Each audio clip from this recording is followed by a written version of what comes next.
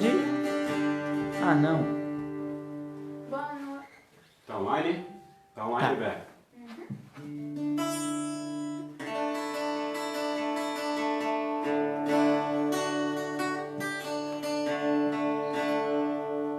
Qual que é a primeira música? Quem sou eu? Tá online? Tá. Começar. Não, Vamos lá. espera, deixa eu ver se chega alguém antes. Tá chegando, Chegou gente. alguém? Já chegou aí? Chegou Tá 6 alguém? pessoas. Então pode dar uma boa noite aí, meu bem. Boa Estamos online. noite, irmãos. Tudo bem com vocês? Espero que sim. Estamos aqui para mais um culto, né? Ó, Para a graça e a glória de Deus. Deixe seus pedidos de oração, seus agradecimentos, que no final a gente estará orando, tá bom? Bom culto para todos.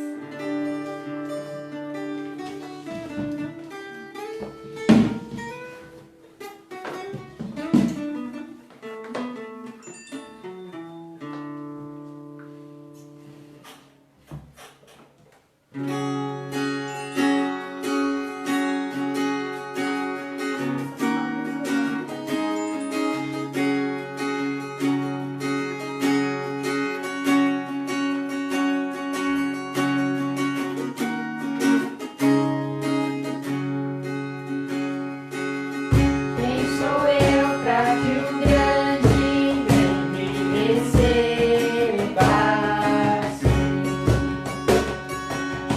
Me perdi, ele me encontrou, seu amor seu amor em Deus liberta. Livre será, sou filho de Deus, sim eu sou. Sua graça me resgatou, me purificou.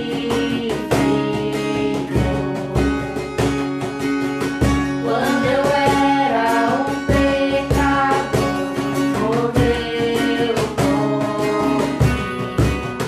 Se morreu por mim, em Deus liberta, livre será.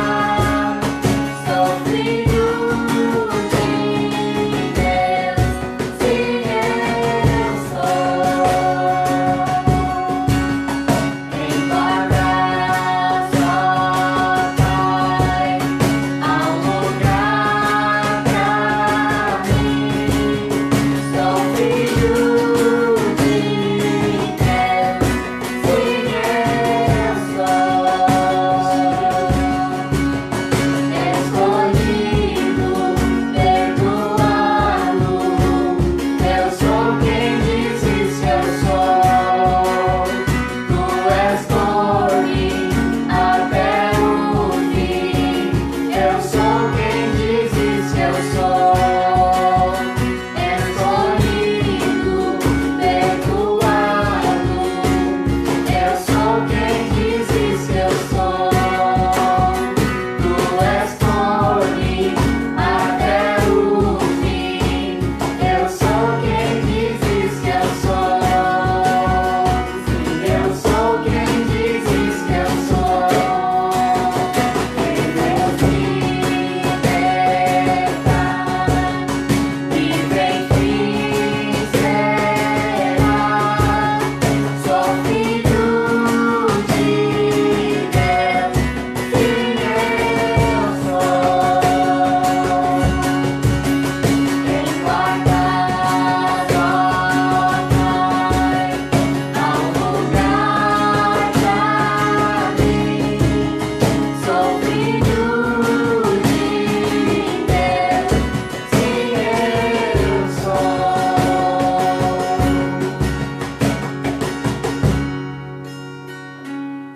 amém.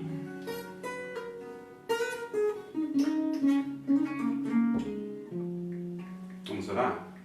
Mais uma vez nós te agradecemos, Pai Santo, por essa noite. Obrigado pelos nossos lares, por nossas famílias, Pai. Obrigado, Pai Santo, porque o Senhor fala no nosso coração através da Tua palavra. Nós podemos ter segurança no Senhor, que o Senhor é a nossa rocha. Obrigado pelo convite, ó Pai Santo, que a Tua palavra nos dá a termos segurança em Ti, Pai. Que o Senhor continue conosco, abençoe esse momento, ó Pai Santo, apesar de singelo, mas nós cremos que o objeto, ó Pai Santo, das atenções aqui é o Teu Filho Jesus Cristo, e nós estamos aqui para poder glorificar o nome do Teu Filho. Obrigado por tudo que o Senhor tem feito em nossa vida. Obrigado pela vida da Igreja Batista Central Itaquera, que tem perseverado, assim como outras igrejas, ó Pai Santo, diante dessa dificuldade que se apresenta no mundo, ó Pai Santo, e também aqui no Brasil. Que o Senhor continue nos dando força, nos dando a sua graça, em nome de Cristo. Amém. Amém. Agora a gente vai cantar Me Derramar, Ministério Vineyard. Essa todo mundo conhece, né? Até eu conheço.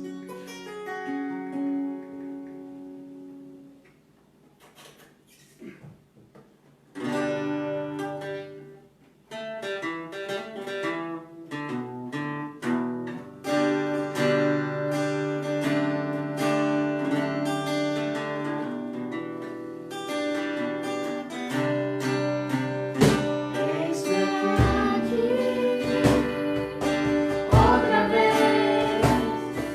diante de Ti, abro meu coração, Teu clamor, Tu escutas, me fazes cair as barreiras em mim, és fiel, Senhor, me dizes palavras de amor, esperança sem fim, ao sentir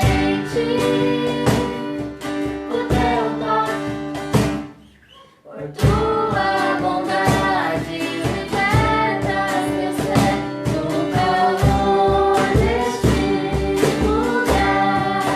Eu venho me derramar, dizer que Te amo, me derramar, dizer que preciso me derramar, dizer que sou grato, me derramar, dizer que és formoso.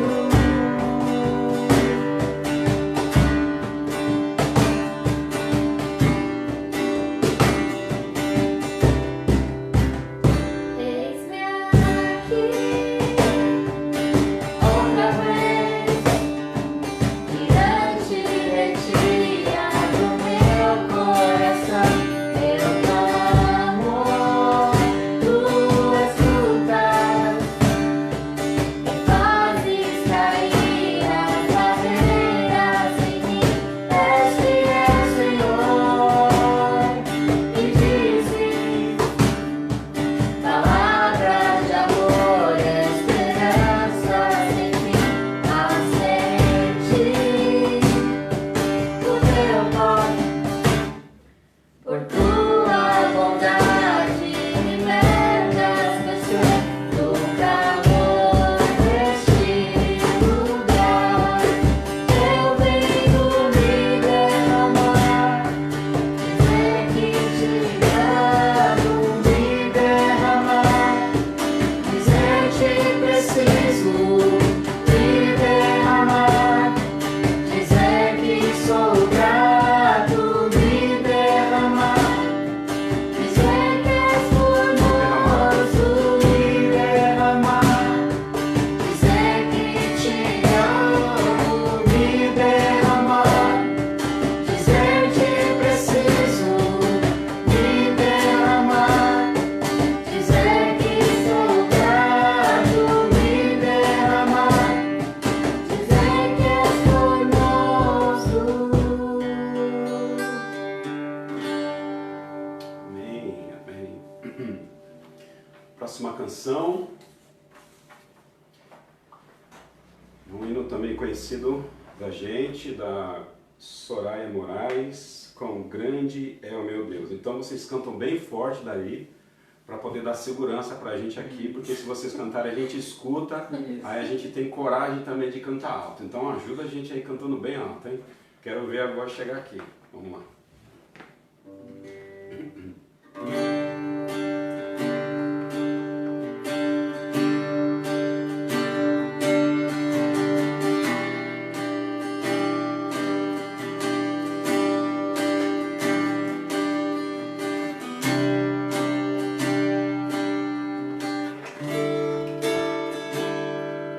Quão grande é o meu Deus, cantarei quão grande é o meu Deus, e todos hão de ver. Quão grande é o meu Deus.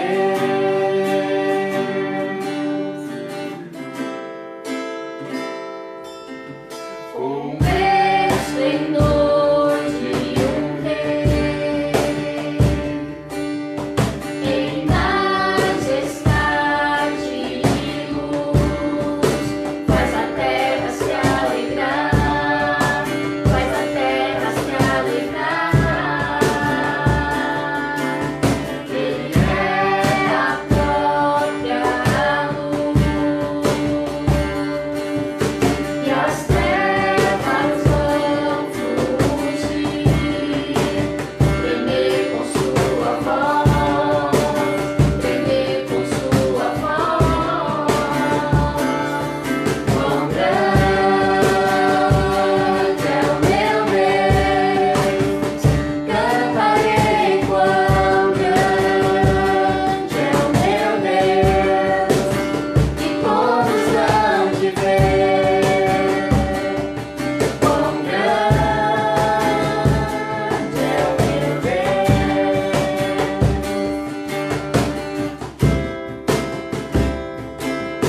por gerações Ele é.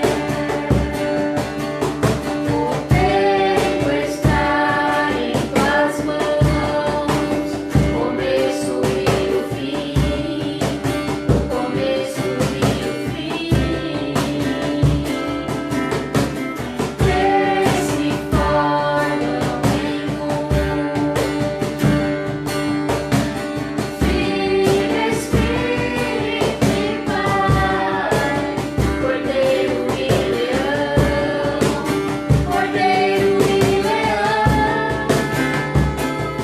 Quão grande é o meu Deus, cantarei quão grande é o meu Deus, e todos hão de ver.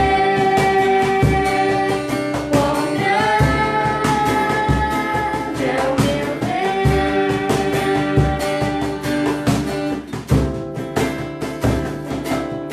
sobre tudo nós é o céu. Tu és digno de louvor, e eu cantarei quão grande é o meu Deus. Terminar. Quão grande é o meu Deus, cantarei quão grande é o meu Deus, e todos hão de ver. Quão grande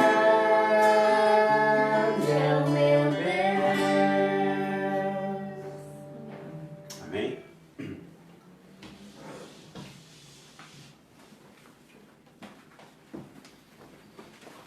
Deixa eu só...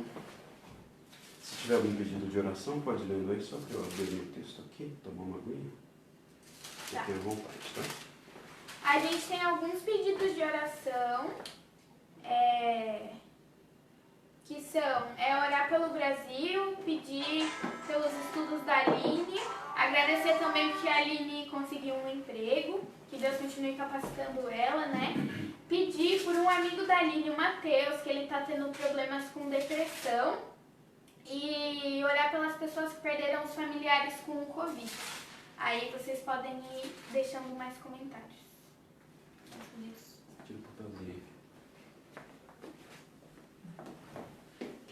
Boa noite, povo de Deus, graça e paz em Cristo.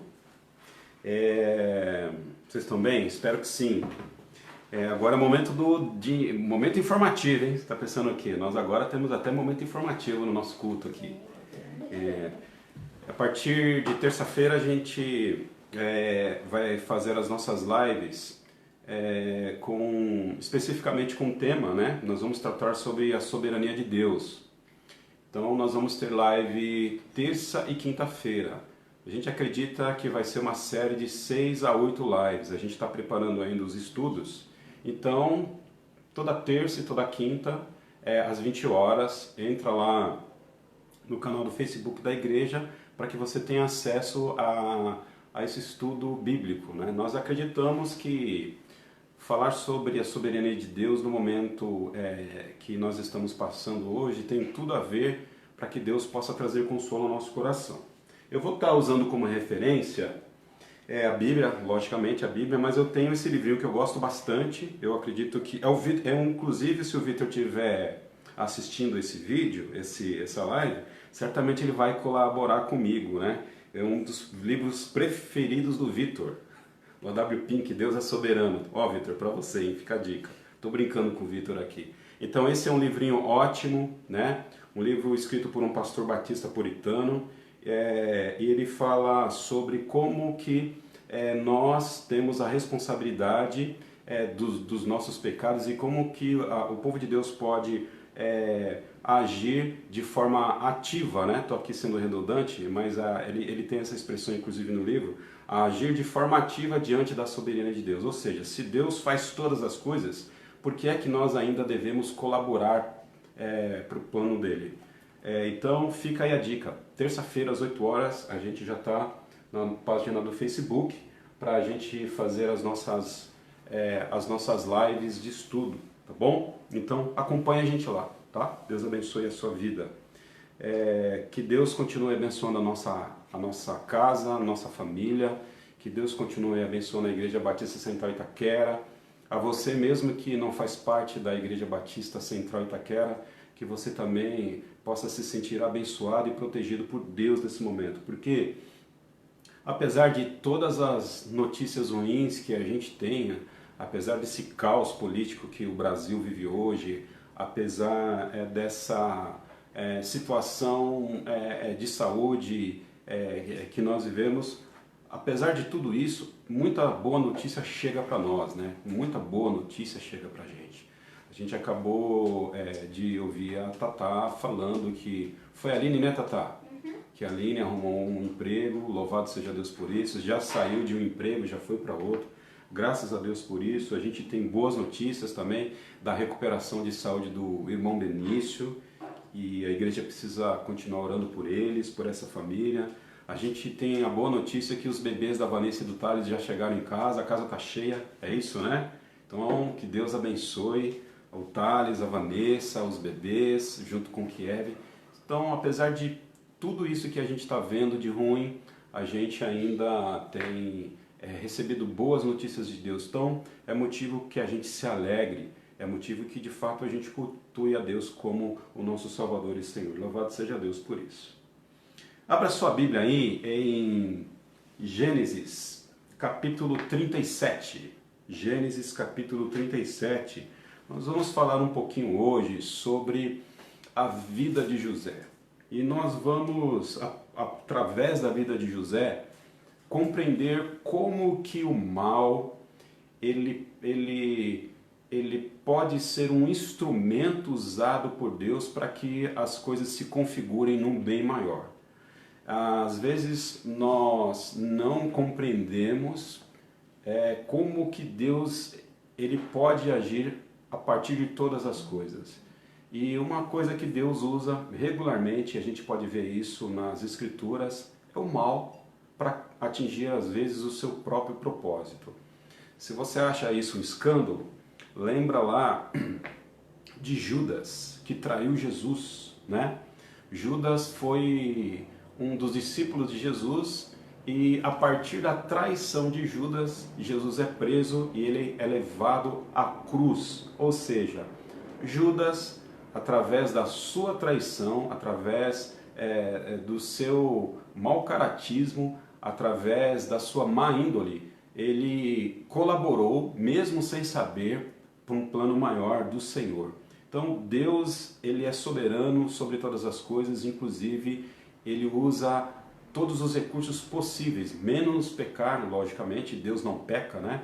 Mas nós não compreendemos exatamente qual é essa relação, como é que Deus pode usar às vezes o mal e para o seu benefício e mesmo assim não pecar. Isso é um mistério que as Sagradas Escrituras não nos revela, mas de uma forma Deus utiliza isso, e de uma outra forma a gente também pode ver nas Sagradas Escrituras que Deus é santo e que Deus não peca. Quando nós olhamos e mergulhamos na vida de José, a gente vai ver exatamente esse tema, que é um dos temas principais na vida de José. Quando a gente olha para as Escrituras Sagradas, nós temos que ter a real compreensão de que o agente principal do texto sempre vai ser o Senhor, sempre vai ser o Pai, ou a pessoa do Espírito Santo, ou a pessoa de Jesus. Então, apesar de nós estarmos aqui falando sobre a vida de José, apesar de Gênesis capítulo 37 em diante, depois dos seus próximos 14 capítulos, falarem especificamente sobre o desfecho da trama da vida de José, na verdade, o agente principal dessa história é a pessoa do Pai, é a pessoa de Deus. Então Deus, ele faz com que os seus planos aconteçam a partir da vida das pessoas, e ele utiliza dos recursos que ele acredita que são necessários para que os seus propósitos sejam atingidos. Então, quando a gente olha para a vida de José, na verdade, a gente tem que dar um passo atrás, ver o que está subjacente a isso, ou seja, entender que Deus é a pessoa que está atrás, conduzindo a vida de José, que conduziu a vida de Jacó, seu pai, que conduziu a vida de todos os seus irmãos, que conduziu o Egito durante aquele momento de fome, e certamente Deus está conduzindo a minha vida e a sua vida aí no dia de hoje. Então eu espero que você já tenha aí aberto a sua Bíblia em Gênesis capítulo 37. Me desculpe. Eu espero que vocês estejam me ouvindo bem, só me dá um sinal aí se vocês estão me ouvindo bem. Dá um joinha aí, eu vou colocar o microfone aqui que eu acabei esquecendo, e aí vocês, no decorrer da live, vocês podem dizer se com o microfone está melhor ou está pior. Pode sinalizar aí que o pessoal aqui de casa, de alguma forma, dá um jeito de me avisar. Vocês me avisam aí, tá bom? O que eles falarem. Vê aí se melhorou o som. Estava esquecendo o microfone. Acho que melhorou, né? Gênesis capítulo 37. Então, eu vou estar lendo aqui alguns versículos de alguns capítulos a partir de Gênesis capítulo 37. Vou ler aqui o verso 3 de Gênesis 37, e diz o seguinte: Ora, Israel gostava mais de José do que de qualquer outro filho, porque lhe havia nascido em sua velhice.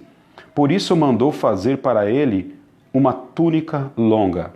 Israel, aqui também chamado de Jacó, ele tinha ali os seus filhos, e dentre eles Israel, Jacó, tinha José. E José era o filho queridinho do papai. José era o caçula, tinha 17 anos aqui quando essa história começa a ser escrita, e a gente vai perceber que havia uma preferência de Israel por José. Quando a gente olha um pouquinho a configuração da família de Jacó, a gente vai ver que essa família era uma família complicada, né? Jacó, ele teve 4 esposas. Jacó, ele teve os seus filhos gerados dessas 4 esposas, né? E quando nós olhamos um pouquinho aqui o contexto do livro de Gênesis, a gente vai ver que muita coisa ruim e muita coisa que foge dos padrões de uma família bíblica aconteceram na casa de Jacó.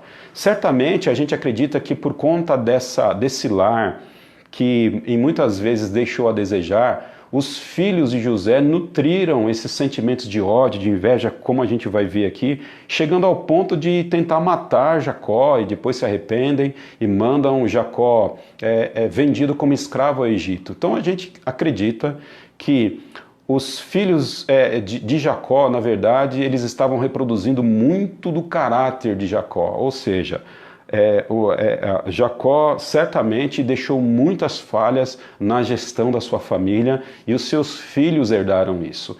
Tanto é que a gente vai ver que era uma família totalmente desestruturada. A gente pode afirmar isso lendo o livro de Gênesis. Então, de alguma forma, eu já quero aqui abrir um parêntese, né?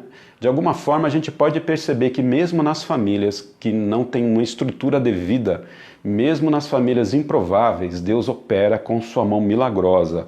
Não existe família perfeita. Não existe família perfeita. A minha família não é perfeita. Se a sua família é perfeita, Deus te abençoe por isso, né? Mas a gente tem um pouco de dificuldade de acreditar nisso, porque uma vez que habita o pecado na nossa natureza, certamente, como indivíduos somos imperfeitos e as nossas famílias também são imperfeitas, assim como a família de Jacó era imperfeita. O próprio Jacó era imperfeito. Por quê? O fato dele nutrir mais amor e nutrir mais sentimento por um filho, ele poderia pelo menos tentar fazer com que isso fosse gerenciado no coração dele, mas ele deixava isso às claras. Os seus outros filhos conseguiam ver em Jacó que ele nutria mais amor, que ele tinha mais carinho pelo seu pupilo, pelo caçula de então. E isso mostra um certo, um certo, eu não digo desvio de caráter de Jacó, mas uma certa falta com relação à sua integridade, que fazia com que, não só esse elemento, com que outros elementos do perfil dele, da sua família, culminassem na queda de José, na sua venda ao Egito. Ou seja, os irmãos de José, de alguma forma, eles estavam reproduzindo uma certa instabilidade que tinha ali no lar. Um pai com 4 esposas, com filhos de diferentes mulheres, certamente um projeto desse para dar certo em sua plenitude seria um milagre de Deus. Então José estava colhendo um pouco da desestruturação aqui do seu lar. Jacó, Israel, ele gostava mais de José. E por quê? Porque ele era o filho da sua velhice, ele era caçula. Perceba que o objeto de amor de Jacó era José. E José não tinha feito nada, pelo menos aqui que a gente olha no texto. José, ele não tinha feito nada para poder receber esse amor de Jacó. Isso lembra um pouco aquilo que Deus faz em nossas vidas. Às vezes não, certamente, quando Deus nos ama por amor a Ele mesmo, né? Deus nos ama como nós somos, indiferente necessariamente daquilo que a gente pode produzir a Ele. O amor de Deus se derrama a nós, principalmente aquelas pessoas que fazem parte da Igreja de Jesus Cristo. Se nós olharmos para a nossa vida, a gente pode perguntar: o que a gente fez para que nós pudéssemos chegar aqui? O que nós fizemos para que Deus pudesse derramar o seu amor sobre nós? Nada.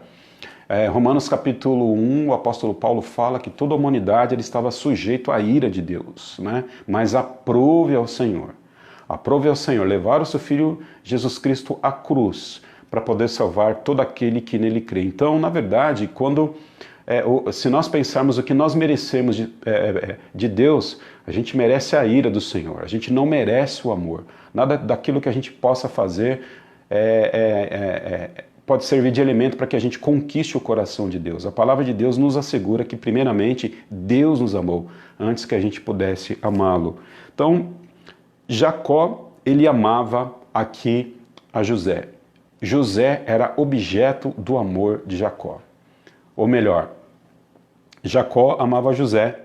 José era objeto do amor de Jacó. E eu fico pensando esse menino, garotão aqui, com 17 anos, era pastor, uma vida estabilizada, seus irmãos mais velhos, tinha um amor do pai, a promessa do Senhor estava sobre ele, e nesse momento eu penso que ele estava no melhor da sua vida, né? Ele estava no melhor da sua vida, certamente planejando o seu futuro, certamente olhando para frente, certamente tendo aquela sensação no coração de que tudo ia bem. Mas, de repente, por conta desse amor que o pai nutria por ele, o verso 4 vai nos dar uma pista da queda de José. A partir do verso 4, a gente vai ver José numa espiral de queda, ou seja, ele estava bem, sendo objeto de amor do seu pai, mas a partir do verso 4 ele entra numa espiral de queda, e a gente vai ver o que provoca a queda de José.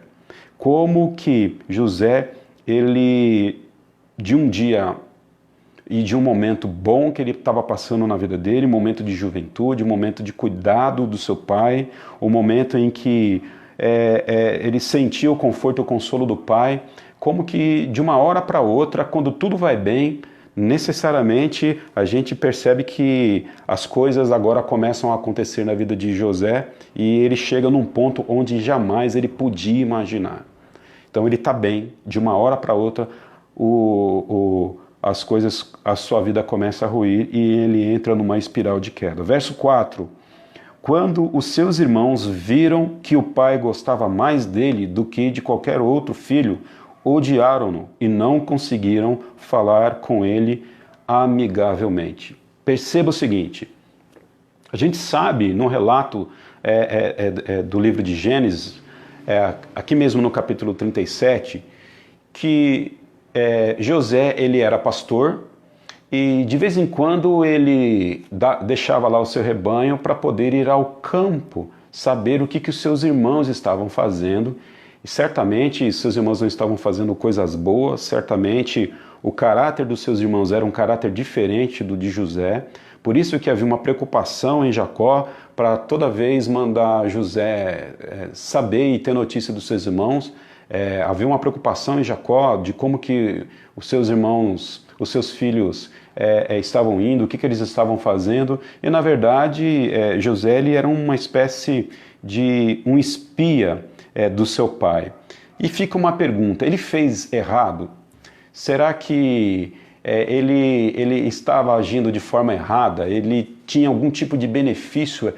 Era algo movido e nutrido pela maldade do seu coração? Não, a gente pode ver que isso era aquecido por pai. O próprio pai pedia para que José fizesse isso. E por ele obedecer ao Senhor, por ele obedecer ao seu pai, por ele ser objeto do amor do seu pai, uma consequência foi o ódio dos seus irmãos.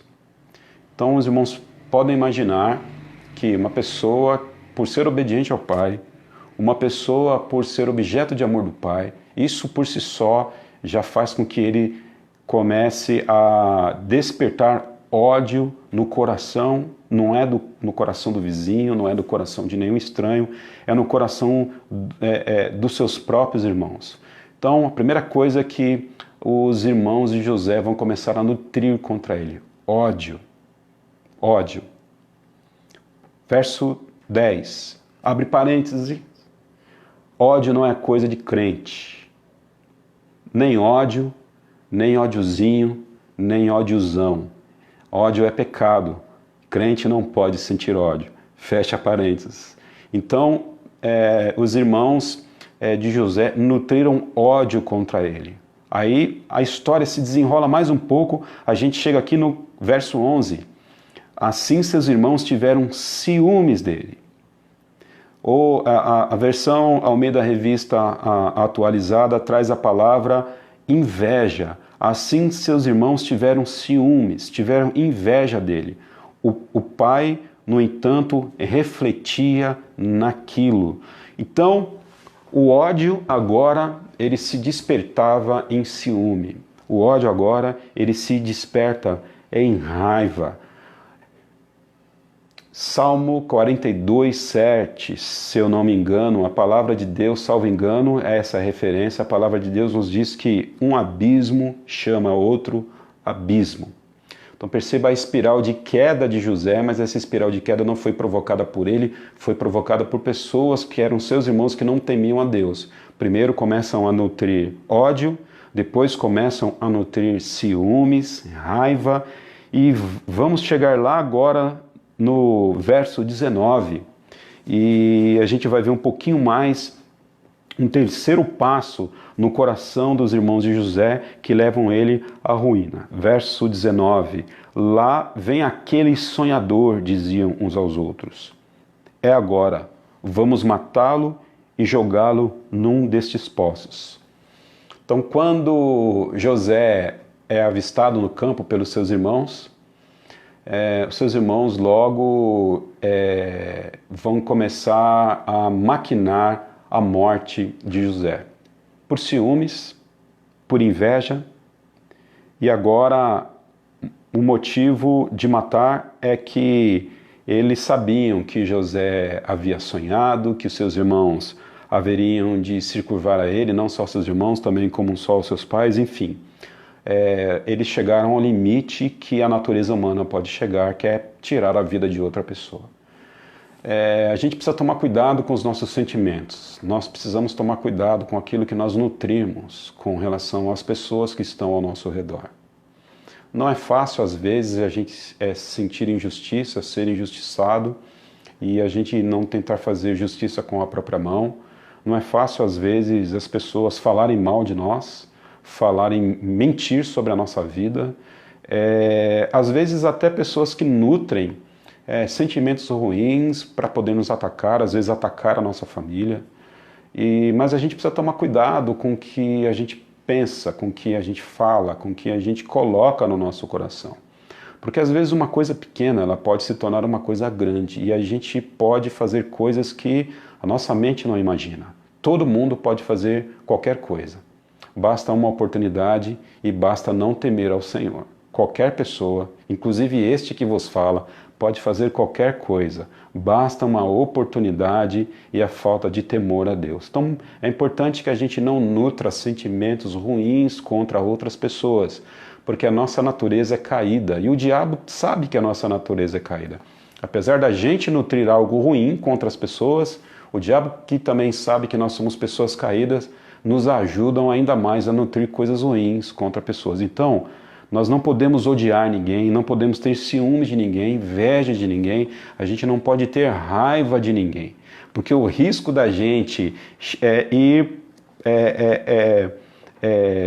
para as linhas de limite com as pessoas, que a gente nutre sentimentos ruins, isso pode acontecer a qualquer momento. Assim como aconteceu com os filhos de José. Os filhos de José chegam em um determinado momento que decidem matar José e jogá-lo num daqueles poços, naquelas cisternas, né? Naqueles compartimentos de água que haviam ali no deserto. Então, a ruína de José começa com ódio, que depois se avança para ciúmes e raiva, e depois violência. E não foi ele que colaborou para a sua ruína. Na verdade, ele foi objeto de ciúmes daquelas pessoas que viam que ele era uma pessoa de alguma forma abençoada, e por ser abençoado, pessoas que estavam muito próximas dele, que eram seus irmãos, pessoas dentro no núcleo da família, maquinaram mal contra José. Verso 28. O verso 28 vai mostrar para nós que havia ali, vou ler aqui o verso 28. Quando os mercadores ismaelitas de Midian se aproximaram dos seus irmãos, tiraram José do poço e o venderam por 20 peças de prata aos ismaelitas, que o levaram ao Egito. Havia ali uma discussão se mata José, se não se mata José, e há uma interferência de Rúben, depois há uma interferência também de Judá, e eles entendem o seguinte, que era mais vantajoso que eles vendessem José e ganhassem algum lucro do que matar ele, porque afinal de contas eles teriam algum alívio de consciência por não cometerem aquele assassinato. Não que eles eram pessoas boazinhas, muito pelo contrário. Para que eles não pudessem nutrir remorso, eles viram a carruagem passar, eles viram a caravana dos ismaelitas passar ali perto, então eles resolveram vender José. E eles vendem e ainda obtêm lucro disso. Inventam uma história descabida para Jacó, que José foi morto por uma fera no campo, eles entregam ali as roupas, a túnica de José para Jacó, Jacó se lamenta muito, e a vida passa. Os anos passam. Jacó tinha certeza que seu filho havia morrido, porque os seus irmãos tinham mentido. E seus irmãos levam uma vida como se nada tivesse acontecido. E José não é levado para qualquer lugar. José não é levado para qualquer outra região. José agora, ele é levado para onde? Ele é levado para o Egito. E o Egito era tudo aquilo que representava de mal naqueles tempos. O Egito era tudo aquilo que havia de história no coração de José e de história no coração de Jacó, daquilo que Deus havia revelado na sua palavra, que era uma terra que eles não deveriam ir, que era uma terra que tinha parte com outros deuses. O Egito era de fato uma terra onde, certamente no coração de José, onde ele jamais poderia colocar os pés. O Egito era para nós hoje, crentes, né? Aquilo que nós chamamos de mundo, o sistema de pecado, o império do sistema de pecado. O império do sistema de pecado hoje para nós significa mundo, porque o mundo é onde o pecado habita, e o mundo é onde Satanás tripudia, o mundo é onde as pessoas, o mundo jaz no maligno, né? Como o próprio apóstolo João comentou em suas cartas para nós. Então, a representatividade de tudo aquilo de ruim que existia na época de José era o Egito. E José agora estava sendo levado escravo para onde? Para o Egito. Fique imaginando o coração desse menino, que da noite para o dia, onde tudo ia bem, da noite para o dia, agora, pelo simples fato dele ser amado pelo seu pai, pelo simples fato dele obedecer ao seu pai, ele foi a pessoa que sentiu ódio, raiva, inveja dos seus irmãos. Seus irmãos intentaram violência contra ele, jogaram ele numa cisterna, e agora seus irmãos estão vendendo ele para o Egito. Imagina se seus irmãos fizessem isso com você. Imagina se seus irmãos te vendessem escravo. Qual seria o sentimento que você nutriria pelos seus irmãos? Não é verdade? Eu fico imaginando o tamanho da decepção de José, agora que estava a caminho do Egito. Os anos se passam, as coisas começam a se desenrolar no Egito, na vida de José em particular, e também agora com Jacó e com os seus irmãos ali na terra de Canaã. Verso 30, ou melhor, o verso 1 do capítulo 39, a gente vê agora que José ele começa a trabalhar na casa de um chefe do Egito, né? Na casa de Potifar. Verso 1, capítulo 39. José havia sido levado para o Egito, onde o egípcio Potifar, oficial do faraó e capitão da guarda, comprou dos ismaelitas que o tinham levado ali.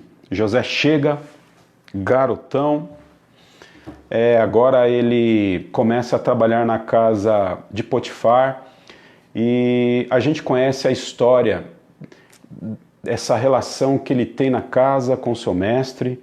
A gente sabe que a esposa de Potifar dá em cima de José, ela quer ter um caso com José. Interessante que ele se mantém firme. Interessante que ele chega para a mulher e o argumento dele é o seguinte: como que eu posso ter um caso contigo se você é esposa do meu Senhor? E onde ele aprendeu isso? De onde ele trouxe esses valores?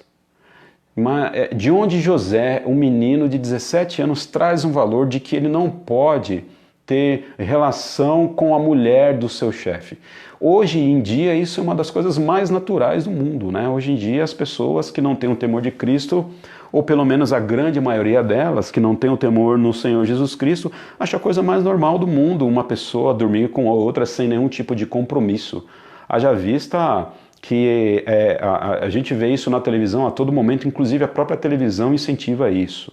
Mas José, ele não tinha ele tinha um valor diferente, ele sabia que aquilo era errado. E onde ele aprendeu isso? Ele aprendeu isso com seu pai, com aquele pai que o amava, com aquele pai que foi filho da promessa de Deus, com aquele pai que ele tinha a aliança do Senhor sobre ele.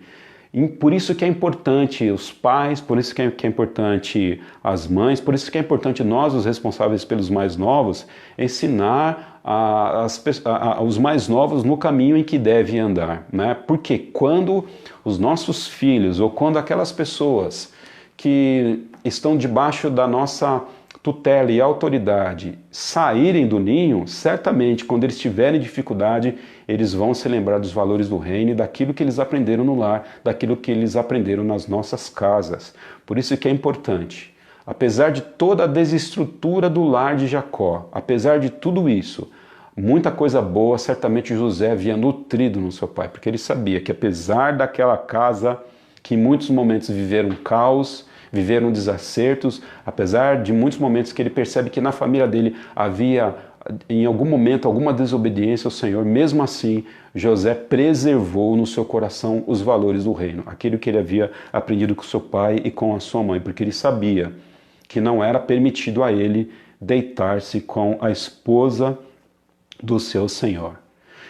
E queridos, verso 20 e 21. Como se nada mais pudesse acontecer na vida de José, há um ditado, né?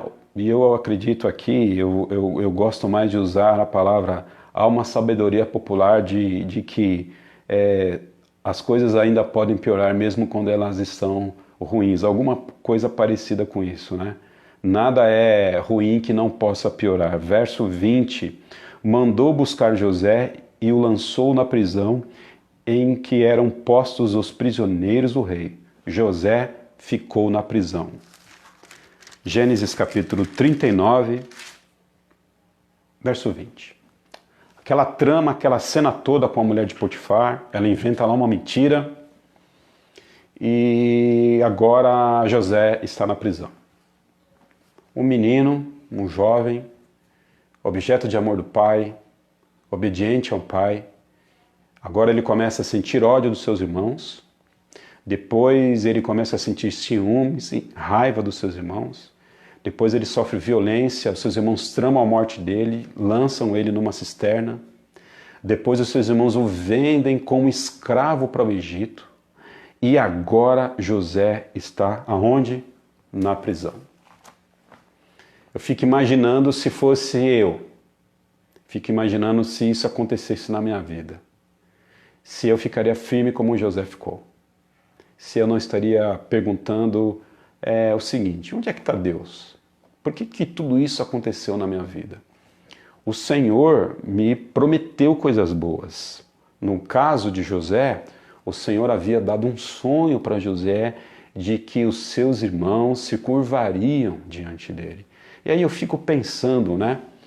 José, que tipo de pergunta que José poderia ter feito que certamente ele não fez, porque o texto bíblico vai dizer que ele ficou firme no posto, ele acreditava ainda naquilo que o sonho disse para ele lá atrás, acreditava ainda nas promessas de Deus na sua vida. Mas eu fico me perguntando se fosse eu ali no lugar de José. Será que de fato eu estaria firme, não estaria questionando o plano de Deus na nossa vida?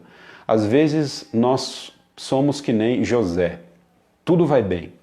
Tudo vai bem. Às vezes a gente está trabalhando no campo, cuidando lá das nossas ovelhinhas.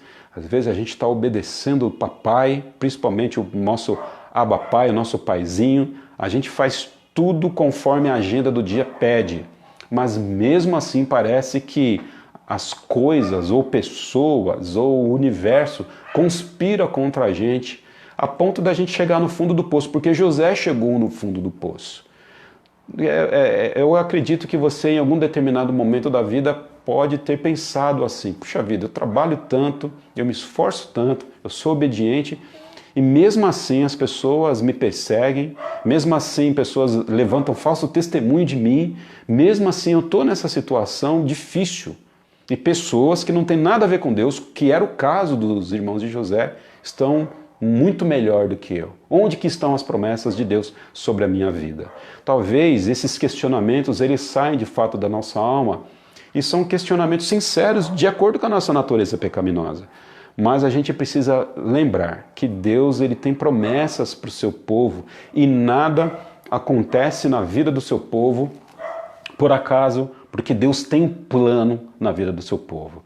Mas eu queria que você prestasse atenção aqui no verso 21 do capítulo 39, que isso faz toda a diferença durante um momento de crise e durante um momento de queda. verso 21 do capítulo 39. A diferença dos irmãos de José e de José está aqui. Verso 21, capítulo 39. Mas o Senhor estava com ele e o tratou com bondade, concedendo-lhe a simpatia do carcereiro. O Senhor estava com José. Aonde? Lá na terra de onde ele saiu, junto com seu pai, dando uma volta no campo, pastoreando as ovelhinhas, tomando um banho ali no riacho? Não. O Senhor estava com José na prisão, na cadeia. O Senhor estava com José lá. É melhor estar com Deus na cadeia do que sem Deus solto, passeando por aí, fazendo o que quer da vida. O apóstolo Paulo, nós conhecemos bem, eu acredito que você conhece bem. O apóstolo Paulo, quando ele vai escrever as suas cartas, a maioria das suas cartas pastorais, ele escreve aonde? Na cadeia. Filipenses, a carta da alegria, onde o apóstolo Paulo fala da alegria das pessoas que têm a Cristo. O apóstolo Paulo estava preso. Então, a produção do apóstolo Paulo com relação às cartas pastorais, o apóstolo Paulo foi tremendamente usado porque o Senhor estava com ele preso na cadeia. Nós lembramos também de João, né? O apóstolo João, que foi confinado na ilha de Pátimos e ele estava ali preso, ao que tudo indica, a tradição mostra que o livro de Apocalipse foi escrito dentro de uma gruta, então João estava preso na ilha de Pátimos, dentro de uma gruta fechada. Ele não podia ter contato com o mundo exterior, mas as janelas do céu se abriram para ele, ou seja, mesmo preso, Deus estava com João, com o apóstolo João, assim como Deus estava com o apóstolo Paulo. E chama muita atenção ao meu coração aqui esse verso 21. Mesmo lá, na dificuldade, na cadeia, mesmo ali, Deus estava com José. E isso faz toda a diferença para nós. Isso mostra que o fato de nós sermos objeto do amor de Deus, o fato de nós sermos obedientes ao Senhor, duas coisas. Isso não nos impede de passarmos por aflições. Então, crente passa aflição, sim. Crente sente dor, sim. Crente tem falta de dinheiro, sim. Crente tem problema com saúde, sim. E tudo aquilo que passar disso não é o Evangelho de Jesus Cristo, não está na Bíblia, né? Nós não podemos compreender biblicamente que prosperidade é presença de todas essas coisas que eu acabei de citar. Não necessariamente. Prosperidade no Senhor é a presença dele conosco, indiferente da circunstância que a gente está passando. Um crente próspero é um crente como José foi. Apesar de preso, apesar da família ter negado ele, apesar dele ter sido, dele ter recebido inveja, ciúmes, raiva, apesar dele ter sido preso, apesar dele ter sofrido violência, apesar dele ter sido vendido como escravo, apesar de tudo, Deus estava com ele. Isso é prosperidade bíblica. O que passar disso não é o Evangelho de Jesus Cristo. E louvado seja Deus por isso. Capítulo 40, quero aqui avançar um pouquinho mais contigo, vai acontecer uma outra cena, a cena do copeiro e a cena do padeiro. O copeiro e o padeiro, eles agora têm um problema lá com o faraó, eles arrumaram uma encrenca lá com o faraó, e o faraó lá ficou bravo e falou o seguinte: vou prender esses dois camaradas. Jogou esses dois camaradas ali na mesma cela, na mesma cadeia que José. E o copeiro e o padeiro, eles tiveram ali um sonho, ficaram perturbados porque eles sonharam, e José interpreta os sonhos desses dois. E o padeiro certamente não gostou da notícia porque o sonho dele revelava que ele seria morto. Mas o copeiro ficou feliz com a notícia porque ele sairia da prisão e voltaria a trabalhar com o faraó. Mas José deixou um recado para o copeiro e disse o seguinte para o copeiro: olha, faz um favor, quando você estiver na presença do faraó, se lembra de mim que estou aqui. Eu te ajudei, então se lembra de mim, seja misericordioso comigo. E aí a gente vai seguindo na nossa leitura e a gente vai perceber que quando o copeiro ele sai da cadeia e ele faz as pazes com o faraó, ele não lembra de José. Ou seja, José na cadeia, agora ele toma mais uma rasteira, mais uma pedrada e mais uma conta é lançada sobre as suas costas. Não bastava a inveja dos irmãos, não bastava o ciúme, a violência, a trama para a morte, não bastava ele ser preso, não bastava ele ser vendido ao Egito, não bastava mais nada, e agora ele sente o quê? Esquecimento total. Ou seja, ele só tinha Deus. E louvado seja Deus por isso, né? Porque esse só tinha Deus é uma expressão que, na verdade, não denota a verdadeira natureza da presença de Deus na vida de José. O só é muito, é mais do que o suficiente, mas ele tem mais uma frustração ali. Então há uma espiral, há uma queda. José, ele chega no fundo do poço. Passam-se 2 anos, ele está preso. A gente vai seguir um pouquinho, ele fica preso 2 anos. E a gente não sabe necessariamente agora qual a idade dele, mas eu fico imaginando que ia ficar 2 anos preso de forma injusta por conta da mentira da esposa de Potifar. E nesse ínterim, Deus move o universo. Nesse ínterim, Deus move o universo a partir do coração de Faraó. E Faraó agora tem sonhos, e ele agora está perturbado, não sabe interpretar os sonhos. E aí o copeiro lembra de que José era uma pessoa que interpretava sonhos.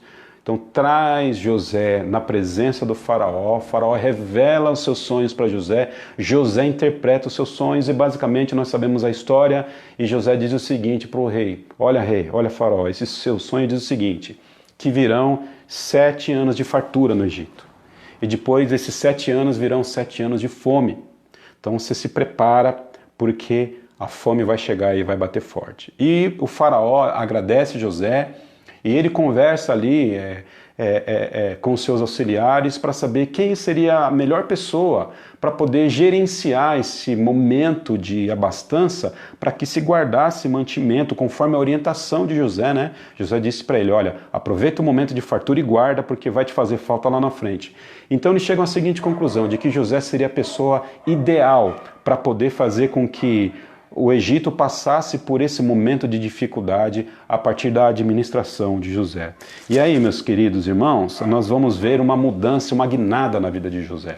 José agora, ele é o segundo maior no Egito. Depois do faraó, agora é José. Vale a pena esperar. Vale a pena esperar. Vale a pena ficar firme no Senhor. Vale a pena esperar aquilo que Deus tem para nós. Apesar de, às vezes, as coisas ruins acontecerem na vida da gente, a gente não saber o motivo pelo qual coisas ruins acontecem na nossa vida, vale a pena esperar no Senhor e manter os valores do reino. Assim como José manteve os valores do reino e esperou no Senhor e aguardou, porque sabia que Deus tinha coisa boa para ele. Ele foi o segundo do Egito. Depois do faraó, era José no Egito quem mandava. Então, José, ele agora, por esperar no Senhor, obteve uma recompensa. Ele era um homem, ele era o segundo homem mais poderoso do planeta na sua época. Dá para imaginar isso? Um menino de 17 anos, pastor de ovelhas, que passou por tudo aquilo que ele passou. Agora ele era o segundo homem mais poderoso do planeta. E por quê? Porque Deus estava com ele. Deus está conosco. Deus está conosco. Jesus Cristo, ele disse que não nos abandonaria. Jesus Cristo disse que estaria conosco até os confins dos tempos. Jesus mora Jesus está presente na sua igreja através do Espírito Santo. Então Deus está conosco, amados. Então a gente sabe que esse é um momento difícil que nós estamos passando, mas Deus está conosco. A sua ira não está sobre nós. E diferente de qual seja a nossa situação, Deus está conosco. Hoje de manhã eu falei um pouquinho sobre o livro do pastor John Pipe, Coronavírus, e Cristo. E ele fala ali é que ele teve um diagnóstico de câncer e ele ouviu Deus falar com ele a partir da Bíblia, 1 Tessalonicenses capítulo 5, verso 9, que nós não somos objeto da ira de Deus. Ou seja, Deus está conosco e Ele nos ama. John Piper ainda diz que Deus sussurrou ao coração dele a partir do texto bíblico de que, olha, na vida eu estou contigo e na morte eu estou contigo. Deus não nos abandona. Davi falou, né? Ainda que eu ande pelo vale da sombra da morte, não temerei, porque tu estás comigo. Então, Deus está conosco agora, Deus está conosco num leito de morte, não há como escapar de Deus. Salmo 139. Para onde que nós podemos escapar da presença de Deus? Se a gente subir aos céus, Deus lá está. Se nós descermos ao mais profundo nível da sepultura, Deus está lá. Nós não podemos escapar. Nós, pela graça, nós somos aquelas pessoas que Deus escolheu amar. E louvado seja Deus por isso. A diferença na vida de José e dos seus irmãos é que Deus estava com ele. Como é bom saber que Deus está conosco, porque Ele nos guarda e aquilo que Deus tem para nós, certamente Ele vai cumprir na nossa vida. E eu creio que Deus tem muita coisa boa na nossa vida. Deus tem muita coisa boa na vida da Igreja Batista Central Itaquera. Deus tem muita coisa boa para produzir na sua vida, porque o plano dele é bom para nós. E louvado seja Deus por isso. José agora é o segundo homem mais poderoso. A impressão que nós temos, se nós não tivermos atenção no texto, é que José agora chega ao ápice.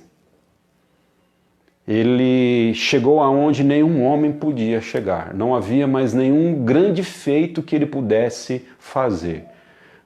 Ele chegou num estágio de hierarquia que qualquer um de nós poderia almejar, mas ainda havia algo mais que Deus queria de José. José ainda precisava subir mais um degrau na escada, e na escada espiritual, na escada que só os homens que têm o Espírito Santo de Deus podem ver e podem enxergar, que de fato é um topo da pirâmide para qualquer uma pessoa. Havia ainda algo a ser feito na vida de José, algo maior do que colocar José como o segundo homem no Império Egípcio. Durante esse momento, os 7 anos de abastança aconteceram. José, então, ele guarda os alimentos e há uma fome extrema na terra. E durante essa fome extrema na terra, a gente sabe que Jacó e os seus irmãos, a história é um pouco comprida, mas a gente sabe que Jacó e os seus irmãos sobem ao Egito pelo menos 2 ou 3 vezes para poder comprar mantimento. E comprar mantimento nas mãos de quem agora? Nas mãos de José. Seus irmãos já estavam velhos, o tempo se passou, não reconheceram José, mas José sabiam quem eles eram. José sabiam quem eles eram. E José perdoou os seus irmãos por aquilo que ele tinha feito. José, ele poderia ter mandado prender os seus irmãos, poderia ter mandado matar os seus irmãos, mas graças a Deus, ele lembrou dos valores do reino e ele então perdoou os seus irmãos. E era esse degrauzinho que ele precisava subir mais um pouquinho na escala espiritual. Não basta ser o segundo maior homem do planeta. Ele precisava também desenvolver perdão e humildade diante de Deus e perdão aos seus irmãos. É difícil às vezes perdoar. É difícil às vezes a gente estender a mão para aquelas pessoas que nos maltratam. Certamente, se eu passasse menos da metade do que José passaria, eu teria uma dificuldade tremenda de perdoar os meus irmãos. Mas José mesmo assim mostrou que era crente, né? Ele mostrou que ele tinha o temor e os valores do reino. E eu quero chegar aqui, ao final dessa nossa reflexão, lendo com você Gênesis capítulo 45, eu quero que você vá aí na sua Bíblia, Gênesis 45, verso de 4 até 8. Depois que José se revela aos seus irmãos, depois que José perdoa os seus irmãos, ele acalma a situação, José, ele revela algo que tem toda a importância no texto para essa noite. A partir do verso 4 do capítulo 45. Cheguem mais perto, disse José aos seus irmãos, depois dele ter se revelado, né? Ou melhor, um pouquinho antes dele ter se revelado. Cheguem mais perto, disse José aos seus irmãos. Quando eles se aproximaram, disse-lhes: Eu sou José, seu irmão, aquele que vocês venderam ao Egito. Agora não se aflijam, nem se recriminem por terem me vendido para cá, pois foi para salvar vidas que Deus me enviou adiante de vocês. Prestem atenção um pouquinho aqui no verso 5, na parte B. Pois foi para salvar vidas que Deus me enviou adiante de vós. Então, quem foi a pessoa que enviou José ao Egito? Não foram seus irmãos. Deus se apropriou da falta de integridade dos seus irmãos para poder fazer com que José pudesse chegar ao Egito, ser a pessoa que ele foi, para poder o quê? Salvar vidas. É o que o texto está dizendo. Não, pois foi Deus que me enviou para cá. Ele que me enviou adiante de vocês. Já houve 2 anos de fome na terra, e nos próximos 5 anos não haverá cultivo nem colheita. Verso 7, quero enfatizar mais uma vez. Mas Deus me enviou à frente de vocês. Foi Deus que me enviou à frente de vocês para lhe preservar um remanescente nesta terra e para salvar-lhes a vida com grande livramento. Verso 8. Assim não foram vocês. Texto mais claro que isso chega a escandalizar o nosso coração. Assim não foram vocês que me mandaram para cá, mas sim o próprio Deus. Ele me tornou ministro do faraó e me fez administrador de todo o palácio e governador de todo o Egito. Louvado seja Deus por isso, né? Às vezes nós acreditamos que as coisas não vão bem na vida da gente, que o mundo está caindo na cabeça da gente e a gente não percebe a mão poderosa de Deus conduzindo a nossa história para que lá na frente a gente possa abençoar a vida de pessoas, assim como José abençoou a vida dos seus irmãos. É interessante nós pensarmos isso, né? Deus pode fazer com que a maldade seja usada em benefício de outras pessoas. Deus pode fazer com que as circunstâncias ruins que estão à nossa volta sejam usadas para que nós possamos abençoar vidas de pessoas no futuro, assim como José abençoou a vida ali dos seus irmãos. Nada é por acaso na vida. Não existe sorte na vida de crente. Deus não joga dados, conforme disse Einstein. Todas as coisas cooperam para o bem daqueles que amam a Deus. Nada é por acaso na nossa vida. Nosso coração ele deve receber a palavra do Senhor com muito temor durante esse momento que a gente passa de dificuldade. Não é por acaso que essa pandemia está aí, não é por acaso que as nossas igrejas, por decreto, estão com as portas fechadas, não é por acaso que nós estamos nos reunindo em nossos lares. Deus está comunicando muita coisa para a igreja nesse momento. Nós, às vezes, passamos por extrema dificuldade, somos injustiçados, injuriados. Pessoas, às vezes, podem falar mal de nós, nutrir sentimentos ruins de nós. Podemos até ser presos, mas certamente, assim como José, Deus está conosco, porque Deus não estava só com José. Deus está com toda aquela pessoa que um dia entregou a sua vida a Jesus Cristo como o seu único e suficiente Salvador. A graça que repousou sobre José É a mesma graça que repousa sobre as nossas vidas. Então, para finalizarmos, nós podemos aqui deixar algumas aplicações e algumas lições ao nosso coração. Pensando aqui na vida de José. Uma primeira coisa que nós devemos lembrar. Que Deus pode, sim, usar o mal e a partir desse mal nós temos resultados benéficos em nossa vida. Benéficos em nossa vida. Lutero falou que Satanás ele é como um cão na coleira de Jesus Cristo e Jesus Cristo dá corda para o diabo até onde Jesus Cristo acha que ele tem que dar. A juventude, agora há pouco tempo atrás, estava falando sobre a vida de Jó, onde Deus manda o diabo tocar na vida de Jó. Deus é que mandou, né? Deus fala, vai lá e faça isso, mas você tem um limite de atuação, ou seja, o diabo atua até um certo limite. Então, nós precisamos entender que as coisas ruins, as circunstâncias adversas que acontecem à nossa volta, certamente elas podem se tornar em bênção para a nossa vida, e não só em bênção para a nossa vida, mas bênção para as pessoas no futuro. Então nós precisamos acreditar na palavra de Deus.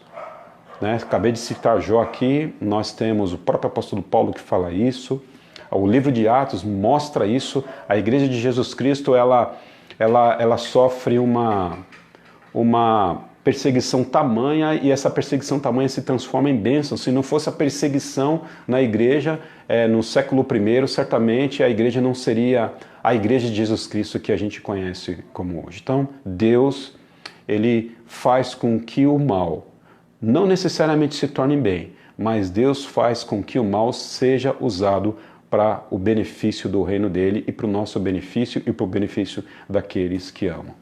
Então, essa é uma primeira aplicação ao nosso coração. Então, talvez você esteja aí passando um aperto terrível durante esse momento. Aproveite disso e pergunte para o Senhor, Senhor, qual proveito o Senhor quer disso? O que eu preciso aprender? Saiba, Deus está com você. Ele está nesse exato momento fazendo com que as circunstâncias da sua vida, mesmo que sejam ruins, elas possam ser instrumentos na mão de Deus para que se tornem bem para a sua vida e bem para o reino dele de uma forma geral. Uma segunda aplicação ao nosso coração, o fato de nós sermos objeto do amor de Deus e sermos obedientes ao Pai, isso não nos livra de problemas. Assim como não livrou José de problemas ser um menino obediente a Jacó, assim como ele foi um amado do Pai, isso não nos livra de infortúnios. Não nos livra de infortúnios, queridos. Então, dizer que crente não passa dificuldade é antibíblico, é heresia. Não é o Evangelho de Jesus Cristo. Se você acredita que o fato de servir a Jesus não vai passar por dificuldade, você ainda não entendeu a real natureza do Evangelho de Jesus. Eis o milagre do Evangelho de Cristo, fazer com que nós possamos viver em alegria com o Senhor, mesmo em momento de dificuldade. Esse é o Evangelho de Jesus. Aí que está o milagre. O milagre de Jesus não está em Ele nos dar tudo aquilo que a gente quer. O milagre de Jesus está em fazer com que a gente viva feliz com aquilo que nós temos. Esse é o milagre do reino. Esse é o milagre que Ele pode fazer em nossa vida. José, apesar de ser amado, José, apesar de ter os valores do reino de forma concreta em seu coração, apesar de tudo isso, ele sofreu duras penas.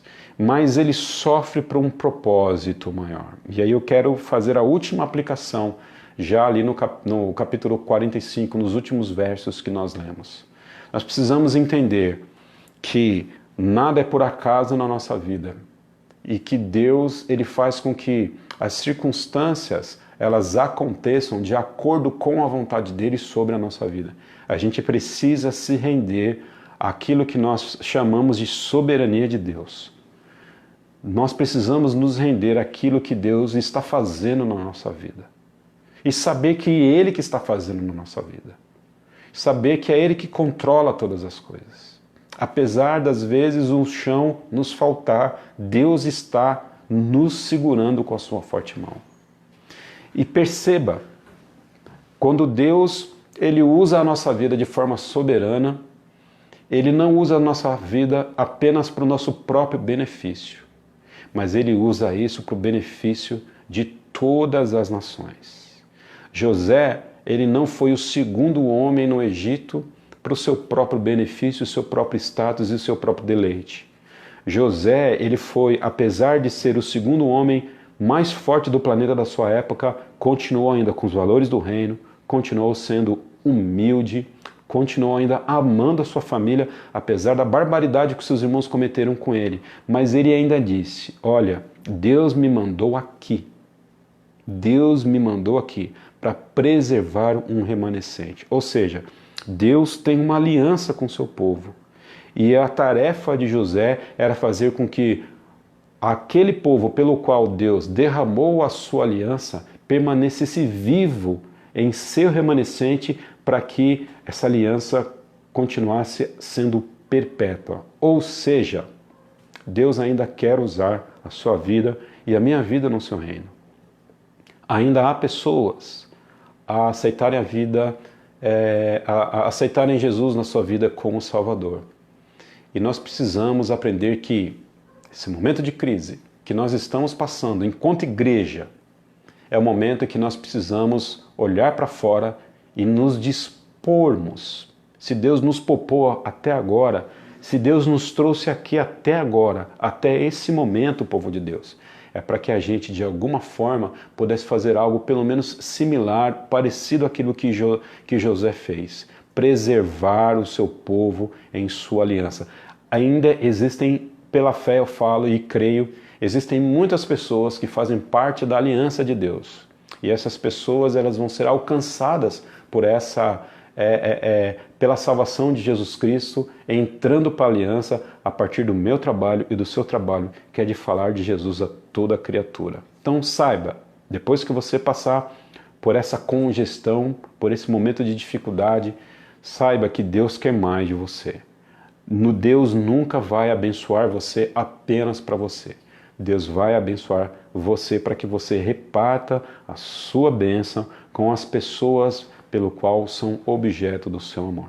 Que Deus abençoe a sua vida e que você possa crer de todo o coração de que circunstâncias difíceis que você está passando hoje, se porventura você tiver, essas circunstâncias certamente elas servirão para que amanhã você saia desse momento que você está, para que Deus honre você, para que o nome dele seja glorificado. Mas continue humilde, continue firme no Senhor e continue sabendo que tudo aquilo que Deus derramar na sua vida, tudo aquilo que está por vir, que Deus vai derramar na sua vida, você também deve repartir isso à vida das pessoas que estão à sua volta, principalmente pregando o Evangelho a toda criatura. Amém? Eu vou orar agora. Depois de orar, a Tata volta aqui para ela falar dos pedidos de oração de hoje.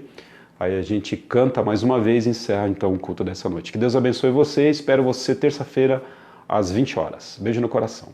Pai, nós te agradecemos, ó Deus, por esse momento que o Senhor nos dá.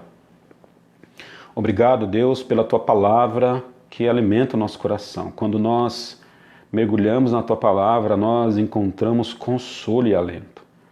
E Deus, obrigado porque aprove ao Senhor registrar a história de José, ó Deus, para que nós pudéssemos nos inspirar nela, Pai Santo, porque nós sabemos que nenhuma palavra que está na Bíblia, nenhum texto, Pai, nenhuma página, ela não deve ser aplicada ao nosso coração.